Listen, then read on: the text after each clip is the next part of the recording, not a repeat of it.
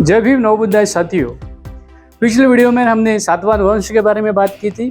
आज हम सातवाहनों के राजाओं के बारे में बात करेंगे। सातवाहन वंश में कितने राजा होकर गए हैं, इसका जिक्र हमें कई पुराणों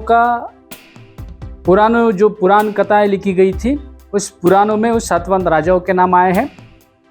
तो कई शिलालेखों में सातवाहनों के नाम आए हैं। तो हम ज़्यादा से ज़्यादा किसके ऊपर निर्भर रहेंगे? तो डेफिनेटली हम शिलालेखों की बात करेंगे, क्योंकि पुराणों में जो सारे राजाओं के नाम आए हैं उनमें बहुत सारे गलत बातें या गलत इंफॉर्मेशन हमें इन पुराणों में लिखी है। ये बात सीधी है कि कई सारे पुराणों में सातवाहनों का जो जिक्र आया है वो 30 राजा का आया है, तो कभी 20 राजा का भी आया है, तो कभी 18 राजा का भी आया है। और इन्होंने कितने साल राज किया है? तो किसी ने 460 लिखा है, किसी ने 400 लिखा है, किसी ने 456 लिखा है। तो ऐसे अलग अलग बातें हमें कई पुराणों में देखने के लिए मिलती है। अभी हम जिस शिलालेखों का जिक्र करते हैं, तो इन शिलालेखों में कई राजाओं के नाम आए हैं। जैसे कि कुछ कॉइन्स के ऊपर लिखे गए राजाओं के नाम हैं, तो कई पत्थरों पर लिखे हुए राजाओं के नाम हैं, तो कई मूर्तियों के लिखे हुए राजाओं के नाम हैं, तो किसी शिल्प पट पर लिखे हुए राजाओं के नाम हैं। तो ऐसे राजाओं के नाम जब हम पढ़ते हैं तभी हमें ये पता चलता है कि सातवाहन राजाओं के करीबन 30 सम्राट होकर गए हैं और इन्होंने अलग अलग साल में राज किए हैं। लगभग ईसा पूर्व 230 से लेकर ईसा 230 तक इनका राज्यकाल माना जाता है। हालांकि ये भी संशोधन का सब्जेक्ट है और भी इसके ऊपर संशोधन होना ज़रूरी है, क्योंकि ये जो सब्जेक्ट है, ये सब्जेक्ट में बहुत सारे इतिहास अभ्यासक है, इन्होंने ये बात सामने रख कर ये कहा था कि जो सातवाहन राजा है, ये सातवाहन साम्राज्य का जो संस्थापक है वो सिमुक सातवाहन है। लेकिन जब हम इतिहास पढ़ते हो तभी हमें कुछ ऐसे कॉइन्स मिले हैं जिनमें श्री सातवाहन नाम का उल्लेख आता है। तो ये श्री सातवाहन कौन है, इसका हम संशोधन करने की कोशिश करते हैं, तभी हमें ये पता चलता है कि ये श्री सातवाहन नाम का जो राजा है ये इस सातवाहन कुल का मूल पुरुष है। ये कैसे पता चलता है? जब हम नासिक के लेनी क्रमांक 3 से बात करते हैं तो उसमें सातवाहन कुले यानी कि सातवाहन नाम का कुल था, यानी कि राजाओं, जैसे कि आज भी हम किसी वंश को कुल कहते हैं या किसी घराने का वंश रहता है उसको कुल कहते हैं। तो ये जिक्र हमें नासिक के शिलालेख से प्राप्त होता है। साथियों, इससे हमें ये ज्ञात होता है कि जो सातवाहन सम्राट है इनका श्री सातवाहन नाम का राजा ये संस्थापक है। सिमुक सातवाहन ये सातवाहनों का संस्थापक नहीं है, ये साफ होता है। अभी दोस्तों, सातवाहनों में जो सिमुक सातवाहन है वो कौन है? तो वो सिमुक सातवाहन ये सातवाहन साम्राज्य का राजा है, यानी कि सम्राट है। ये खुद को सम्राट घोषित किया है और अपना साम्राज्य पूरे दक्षिण में फैलाया है। आसान बात नहीं है, ध्यान से सुनिए। ये सातवाहन जो सिमुक सातवाहन है, इन्होंने अपना साम्राज्य दक्षिण तक फैलाया है, इसीलिए उसे दक्षिणाधिपति कहा है। अभी इसका जिक्र कहाँ पर आया है? तो इसका जिक्र उसकी जो बहू है, यानी कि जो नागनिका है, ये नागनिका का नानीघाट के शिलालेख में श्री सातवाहन के बाद जिसका जिक्र आता है वो सिमुक सातवाहन है। इस सिमुक सातवाहन को उसी शिलालेखों में लिखा है दक्षिणाधिपति, यानी उसे दक्षिणापति कहा है। और ये सिमुक सातवाहन का शिल्प हमें कहाँ पर देखने के लिए मिलता है? तो सन्नति का जो कनगनहल्ली स्तूप है, ये बुद्ध स्तूप के ऊपर सातवाहनों का शिल्प अंकित है, जिसमें सिमुक सातवाहन का शिल्प भी अंकित है। यही सिमुक सातवाहनों ने वो स्तूप निर्माण में योगदान दिया है। उनके केवल उसी ने ही नहीं थे, उनके कई सारी पीढ़ियों ने उनका योगदान दिया हुआ वहाँ पर देखने के लिए मिलता है। तो उसी बुद्ध स्तूप के ऊपर हमें कई राजाओं का नाम भी देखने के लिए मिलता है। साथियों, ये सिमुक सातवाहन के बाद उसकी जो बहू है और उसका जो लड़का है उसका नाम है श्री सातकर्णी और उसकी बहू का नाम है नागनिका। जुन्नर में इनका जिसको हम ये कहते हैं कि ज्वाइंट कॉइन मिला है, जिसे संयुक्त कॉइन कहा जाता है।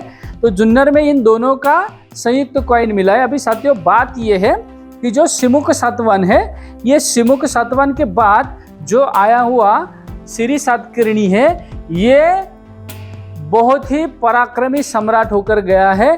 इसलिए उसको भी उस राजा का जब जिक्र किया जाता है तो वो उस शिलालेखों में इस तरीके से किया हो कि पृथ्वी के प्रथम पुरुष माना गया है और पृथ्वी के सम्राट भी उन्हें कहा गया है और वो विजय मतलब पराक्रमी सम्राट कहा गया है। और जो नागनिका है, ये नागनिका अंगीय कुल के जो महारथी तृणकीर है, इनकी वो लड़की है। इसके लिए शिलालेख में हम प्रारंभी नागनिका का शिलालेख जब नाणेघाट का पढ़ते हैं तो बालिकाय ये लिखने के बाद उसको महारथी अंगीय कुलवर्धनस कहा है। यानी कि ये जो अंगीय कुल के जो महारथी तृणकीर है, इनकी एक कन्या है और पृथ्वी के पराक्रमी सम्राट सातकर्णी की ये पत्नी है और दक्षिणाधिपति के ये बहू है। उसके साथ साथ जो वेदश्री राजा है, यानी कि वेदश्री उसका जो लड़का है, इस लड़के का जिक्र भी उसी शिलालेखों में आया है कि वो पराक्रमी है, इष्ट वर देने वाला है, यानी कि लोगों को दान देने वाला पराक्रमी, ऐसे वेदश्री राजा की माता का ऐसा जिक्र हमें शिलालेख में आया है। तो सीधी सी बात है, सातवाहन सम्राटों का ये शिलालेखों से आया हुआ इतिहास। उसके बाद साथियों हमें और जो सातवाहन राजा होकर गए हैं उनका जिक्र कहाँ पर आता है। जैसे आप कान्हेरी लेनी पर जाते हो तो वहाँ पर गौतमी पुत्र यज्ञश्री सातकर्णी का जिक्र आता है, मांढरी पुत्र सक्सेन का जिक्र आता है। नासिक के शिलालेखों में आपको गौतमी पुत्र सातकर्णी का जिक्र आता है। उसके पहले हमें सब प्राचीन जो उल्लेख आता है वहाँ पर उस लेनी में वो कन्न सातवाहन का आता है, जो सिमुक सातवाहन का भाई है। तो उसका भी जिक्र हमें नासिक की लेनी में आता है। उसके बाद गौतमी पुत्र सातकर्णी का जिक्र आता है। उसके साथ साथ वाशिष्ठ पुत्र पुलमावी का भी जिक्र आता है। तो ये सारे शिलालेखों से हमें ये ज्ञात क्या होता है कि ये जो सातवाहन राजा होकर गए हैं वो लगभग 30 सम्राट होकर गए हैं। और हाल की गाथा सप्तशती है, इसमें तो हमें हाल ने जो महाराष्ट्र का वर्णन किया है, यानी कि हाल केवल राजा ही नहीं तो वो एक कवि भी है, यानी कि एक साहित्यिक भी है, यही हमें देखने के लिए मिलता है। तो सातवाहन सम्राटों का बहुत बड़ा इतिहास इस मिट्टी में छुपा हुआ है। इतिहासकारों ने क्या किया, सातवाहन आंध्र के भृत्य है, यानी कि आंध्र के नौकर है, इस तरीके के पुराणों ने बात कही। तो कई सारे इतिहास अभ्यासक है, उन्होंने भी इस बात को दोहराया है और उस दोहराते हुए सातवाहनों को नौकर कहा है।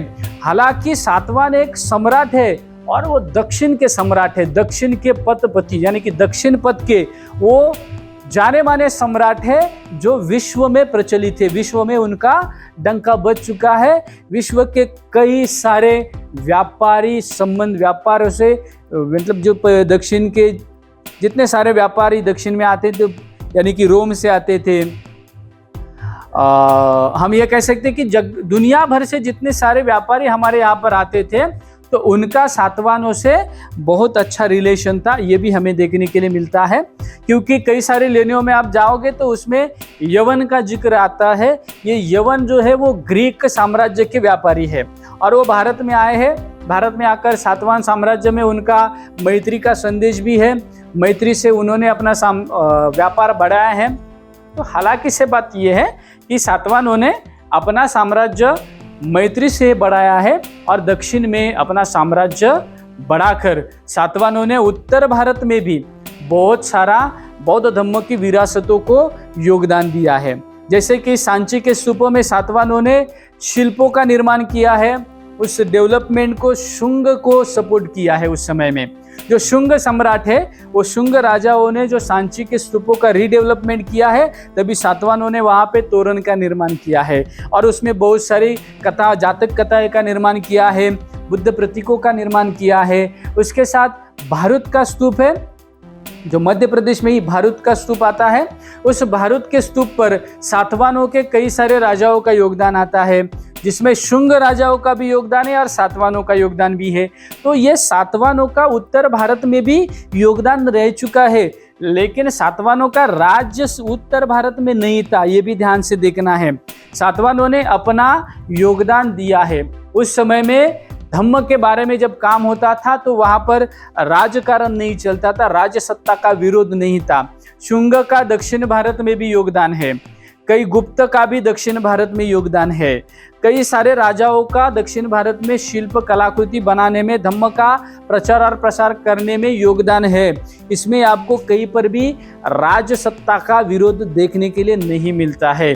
यही एक बौद्ध धम्म की खासियत है कि आप भले ही राजकारण करो, लेकिन धम्म कारण जब भी चलता है, धम्म का प्रवाह जब भी चलता है, वहाँ पर सब एक होकर मैत्री भाव से उस बौद्ध धम्म का प्रचार और प्रसार करने के लिए योगदान दिया है। तो ये जो सातवाहनों का ये जो सिलसिला है, यानी कि साम्राज्य का सिलसिला है, वो सातवाहन वंश से आगे चलकर कि बहुत सारे पराक्रमी सम्राट होकर गए हैं। अभी उसमें सिमुक का जिक्र करते हैं तो सिमुक सम्राट जो है वो दक्षिण भारत के महत्वपूर्ण सम्राट है। उसके बाद प्रथम सातकर्णी, जिसे श्री सातकर्णी के नाम से जाना जाता है, ये श्री सातकर्णी जो है, ये श्री सातकर्णी पृथ्वी के पराक्रमी सम्राट, इस तरीके से उसे गौरव किया हुआ है। यानी कि उनके बाद जो सम्राट होकर गए हैं, वेदश्री सम्राट है, उनके बाद उनके भाई भी बहुत सारे भाई है, उनके 3-4 भाई है, उनका कुमार भैला है, हकुसरी है, ये सम्राट होकर गए हैं। लेकिन इनमें वेदश्री ये सम्राट होकर गया है जिनके अधिराज्य किया है। उसके बाद हम जिक्र करते हैं वो गौतमीपुत्र सातकर्णी का। ये सातवाहनों में बहुत बड़ा सम्राट होकर गया है, जिसने दक्षिण में अपना आधिपत्य बहुत ही बड़ा, यानी कि अपना आधिपत्य इतनी तेजी से फैले, यानी कि अपना साम्राज्य में होल्ड किया है, जिसे हम ये कह सकते हैं कि। लेकिन श्री सातकर्णी जो राजा होकर गया है, इसी समय में सातवाहन साम्राज्य को अन्य परकीय साम्राज्यों का आह्वान मिला है, यानी कि उसको आह्वान मिला है, यानी कि किसी ना किसी साम्राज्य ने इस सातकर्णी के साम्राज्य के ऊपर आक्रमण किया है। और ये सातकर्णी जो है, इसने खारवेल को पराभूत किया है। ये जो खारवेल ने सातवाहनों के ऊपर आक्रमण किया है, खारवेल एक जैन सम्राट है और उसने उसकी पहले से ही बौद्ध धर्म में, बौद्ध धर्म के प्रति अनास्था थी। तो जाहिर सी बात है, उसने जब हमला किया तो सातकर्णी ने उसे खदेड़ दिया है। यानी कि जो श्री सातकर्णी है, इसने खारवेल को खदेड़ कर दक्षिण के एक हिस्से में, जिसे हम ओडिशा कहते हैं, उसमें भगा दिया है। यानी कि हम ये कह सकते हैं कि सातवाहनों ने, जो श्री सातकर्णी है, बहुत पराक्रमी राजा होकर गया है। उसके बाद जो गौतमीपुत्र सातकर्णी आया है, इसने क्षत्रपों का जो नहपान राज सम्राट है, इसको पराभूत किया है। शिलालेखों में तो ये कहा है कि उसने नहपान का जो वंश है, वो समूल वंश नष्ट किया है। हालांकि शिलालेख पढ़ने में उसमें ये लिखा है कि उस वंश का निर्दालन करने वाले, यानी कि उसको क्या दिया हुआ है,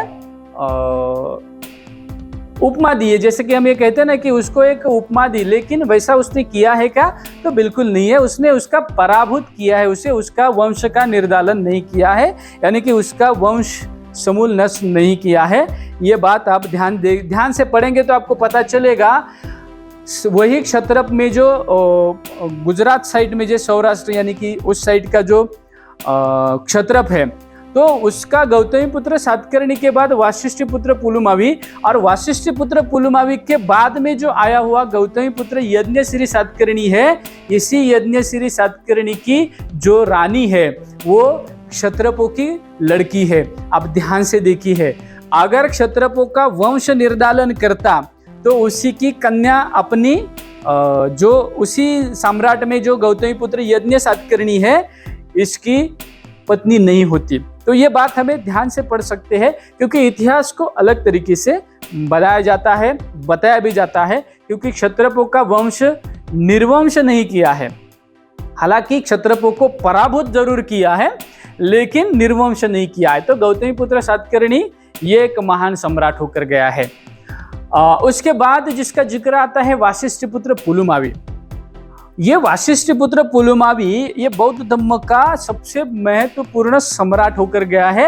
उसकी बौद्ध धर्म के प्रति बहुत ही आस्था थी, इसलिए उसने पूरे दक्षिण भारत में बौद्ध धर्म का प्रचार और प्रसार करने के लिए बहुत बड़ा योगदान दिया है, और इतने सारे स्मारकों का निर्माण किया है कि भारत में जितने सारे आज हम भगवान बुद्ध के प्रतीक हम देखते हैं, तो उसमें ये वाशिष्ठ पुत्र पुलुमावी जो है, इसने अपने राज्य की मुद्रा जिसे हम कहते हैं, उसमें चैत्य की मुद्रा उसने अपनी राज्य की मुद्रा की है। हालांकि आप कर्नाटक में वनवासी में जाएंगे तो वहाँ पे मधुकेश्वर नाम का मंदिर है। वो हालांकि में प्राचीन काल में बौद्ध विहार था, बाद में वो शैव पंथ के कारण में उसको शिवालय कहा गया है, और वो आज मधुकेश्वर नाम का शैव मंदिर है। लेकिन हालांकि उसका जब उस जगह का जब जिसे हम कहते हैं ना, कुछ काम करने के लिए निकले, तो वहां पर उसी वाशिष्ठ पुत्र पुलुमावी की बीवी का शिलालेख मिला, और उस पे चैत्य की आकृति अंकित की है। तो जाहिर सी बात है, ये बौद्ध धर्म का सबसे बहुत ही उपासक राजा होकर गया है, जिसने बौद्ध धर्म में बहुत बड़ा योगदान भी दिया है। उसके बाद साथियों, गौतमी पुत्र यज्ञ श्री सातकर्णी ये ऐसा सम्राट होकर गया है, इसने सम्राट अशोक ने निर्माण किए हुए स्तूपों का फिर से रीडेवलपमेंट किया है। अभी आप सोचोगे कि कैसे, तो कहीं आप जो सोपारा में बुद्ध स्तूप है, उस बुद्ध स्तूप का जब उत्खनन हुआ तभी उसमें इसी गौतमी पुत्र यज्ञ श्री सातकर्णी के कॉइन्स मिले हैं। इसने जो सम्राट अशोक ने गोल्डन के अस्थि कलश में भिक्षा पात्र रखे थे, उसी अस्थि कलश को इन्होंने 5 तरीके का सुरक्षा कवच दिया है, और उसमें 350 से ज्यादा सुवर्ण कर्ण फूल रखे हैं। यानी कि भगवान बुद्ध के भिक्षा पात्र को इस तरीके का महत्व दिया है। तो इसी गौतमी पुत्र यज्ञ श्री सातकर्णी के कई सारे लेनियों में शिलालेख भी है। कानेरी लेनी क्रमांक 3 में जाओगे तो आपको वो जो लेनी दान दिया है, वो उनके राज्य वर्ष में जो सिंध प्रांत के जो 2 शेतकरी व्यावसायिक बंधु थे, एक का नाम है गजसेन, दूसरे का नाम है गजमित्र। इन्होंने ये कानेरी का लेनी भिक्खु संघ को दान दी है। अभी आप ध्यान से देखोगे तो पता चलेगा, वो जो दान दिया है ना, वो दान देने के बाद वो गौतमी पुत्र यज्ञ श्री सातकर्णी के समय में है। उसी के समय में कानेरी में और एक शिलालेख मिलेगा आपको, तो उसमें जो माघाटने नाम का लेनी है, वहाँ उस लेनी का जगह भी दान दिया हुआ हमें देखने के लिए मिलेगा। तो ये गौतमी पुत्र यज्ञ श्री सातकर्णी ये जो राजा होकर गया है, ये राजा नागार्जुन भंते जो हम देखते हैं, वो नागार्जुन भंते के बहुत ही करीबी दोस्त थे, जो महायान के निर्माते के तौर पर उन्हें देखते हैं कि नागार्जुन भंते जिसे रसायन शास्त्र के जनक भी माने जाते हैं, तो ये नागार्जुन के बहुत ही खास करीबी दोस्त थे। और उन्होंने अपना खुद का राजवाड़ा, जिसे हम राजवाड़ा कहते हैं, यानी कि अपना पैलेस, ये नागार्जुन भंते को एजुकेशन सेंटर बनाने के लिए दिया है। तो आप कभी नागपुर में गए होंगे तो मनसर नाम का जो एक जगह है, ये मनसर उस समय का नागार्जुन भंते ने उसे विद्यालय बनाया था, जो बहुत ही फेमस विद्यालय बना। और ये विद्यालय बनने से पहले ये गौतमी पुत्र यज्ञ श्री सातकर्णी का पैलेस था, यानी कि राजवाड़ा था।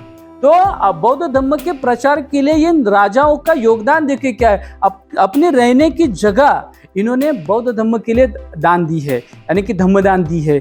इतना बड़ा योगदान इन राजाओं का है। लेकिन जो इतिहास के अभ्यासक क्या कहते हैं, नहीं सातवाहन तो ब्राह्मण थे। क्यों? क्योंकि सातवाहनों का जिक्र एक ब्राह्मण ऐसा आया हुआ है, इसलिए वो ब्राह्मण है। और कहते हैं कि नागनिका ने बहुत सारे यज्ञ किए हैं, तो ये वैदिक परंपराओं से है, इसीलिए वो वैदिक ब्राह्मण थे। कभी कभी मुझे बहुत ही हंसी आती है इन अभ्यासकों के ऊपर, क्योंकि भाई कौन से किताबों से आप ज्ञात करते हो या कौन से संशोधन आप करते हो कि उन्होंने यज्ञ किया है इसलिए वो वैदिक है, एक ब्राह्मण लिखा हुआ है इसलिए वो ब्राह्मण है। हालांकि उसी समय में उसको एक ब्राह्मण कहा है, इसका मतलब वो एक ब्राह्मण की तरह विद्वान है। तो ब्राह्मण शब्द ना विद्वान लोगों के लिए है। और यज्ञ किया है, क्यों किया है? क्योंकि उसके साम्राज्य को किसी और साम्राज्य ने आक्रमण किया है, इसीलिए उसको यज्ञ करना पड़ा। क्योंकि उस समय यज्ञ क्यों करते हैं? क्योंकि मेरा जो साम्राज्य है वो मेरा साम्राज्य के ऊपर किसी ने आक्रमण किया है, तो उसी समय अश्वमेध यज्ञ किया जाता था। और उस समय के जो अश्व था यानी कि जो घोड़ा कहते, उसको सजाकर छोड़ दिया जाता था। अगर जो उसको पकड़ेगा या किसी ने उसको रोका तो उसके साथ युद्ध कर जीता जाता था, इसीलिए उस समय यज्ञ किया जाता था। अभी जो यज्ञ की बात आती है वैसा यज्ञ नहीं किया जाता। और सातकर्णी के यज्ञों में जो कॉइन्स दान दिए हैं ना, उसमें अश्व का सिंबल यानी कि जिसमें बैल का सिंबल है और उसके ऊपर धम्मचक्र अंकित है। तो भाई कौन से एंगल से वो वैदिक हुए? नहीं, ये सातवाहनों का हम जिक्र करेंगे तो इसी तरीके का आता है। साथियों, यही सातवाहन वंश में करीबन 30 सम्राट होकर गए हैं और ये 30 सम्राटों ने बौद्ध धर्म का प्रचार और प्रसार पूरे भारतवर्ष में किया है। तो इसी बौद्ध सम्राटों का हमें ज्ञात होना जरूरी है। करीबन 30 सम्राट आपको देखने के लिए मिलेंगे। तो उनमें से कुछ सम्राटों का जो पराक्रमी सम्राट होकर गए हैं उनके बारे में मैंने आपको बताया है। साथियों, इस एपिसोड में आपको सातवाहनों के जो पराक्रमी सम्राट होकर गए हैं तो इनके बारे में जानकारी देने की कोशिश की है। आपको ये वीडियो कैसा लगा इसका अभिप्राय अपने कमेंट बॉक्स में ज़रूर दीजिए। अगर ये वीडियो आपको पसंद आए तो उसको लाइक और कमेंट करना ना भूलिए और ज़्यादा से ज़्यादा लोगों तक शेयर तो ज़रूर कीजिए ताकि ये इंफॉर्मेशंस आपको हमारे ये बौद्ध सम्राट ज़्यादा से ज़्यादा लोगों तक पहुंचने चाहिए। क्योंकि महाराष्ट्र का नाम आते ही लोग राजा का जिक्र करते हैं, लेकिन मैं आपको सम्राट का जिक्र करवाने की कोशिश कर रहा हूँ। ये महाराष्ट्र के सम्राट है तो उनका जिक्र होना चाहिए। जब भी महाराष्ट्र का इतिहास सामने आएगा तो महाराष्ट्र के आराध्य कौन होंगे? तो महाराष्ट्र के आराध्य सातवाहन सम्राट होंगे। महाराष्ट्र के शिल्पकार सातवाहन सम्राट होंगे। तो ये सातवाहनों की भूमि है, ये सातवाहन सम्राटों की भूमि है। उन्होंने इस भूमि को बनाया है, इस भूमि को विश्व तक पहुंचाया है। उनका आज भी महाराष्ट्र का जो जिक्र आता है ना, वो इन सातवाहनों की वजह से ही है। इन सातवाहनों ने ही महाराष्ट्र को बड़ा किया है, साम्राज्य को सातवाहनों ने ही महाराष्ट्र को दुनिया भर में पहुंचाया है। तो ऐसे सम्राट सातवाहनों को ज़्यादा से ज़्यादा लोगों तक लेकर जाने के लिए आप हमारे इस चक्रवर्ती यूट्यूब चैनल को सब्सक्राइब जरूर कर लीजिए। और आने वाले वीडियो में और जानकारी लेंगे, सातवाहनों की जो शासन प्रणाली थी उसके बारे में जानकारी लेंगे। तब तक के लिए आप इस वीडियो में इतना ही। आप सभी का इस YouTube चैनल पर फिर से मैं स्वागत करूंगा, क्योंकि आप इस YouTube चैनल को ज़्यादा से ज़्यादा लोगों तक पहुंचाओगे, ज़्यादा से ज़्यादा लोगों तक शेयर करोगे, तभी मेरी बात जो मैं बताने की कोशिश कर रहा हूँ वो ज़्यादा से ज़्यादा लोगों तक जाएगी। और उसके साथ दोस्तों, हमारे ब्लॉग में तो आपको हमारा ऐतिहासिक धरोहर देखने के लिए मिल ही रहे, उसके साथ साथ आपको सातवाहनों के बारे में भी हम जानकारी देने की कोशिश करते हैं। तो मिलते हैं दोस्तों अगले वीडियो में, तब तक के लिए आप सभी को जय भीम, नमो बुद्धाय।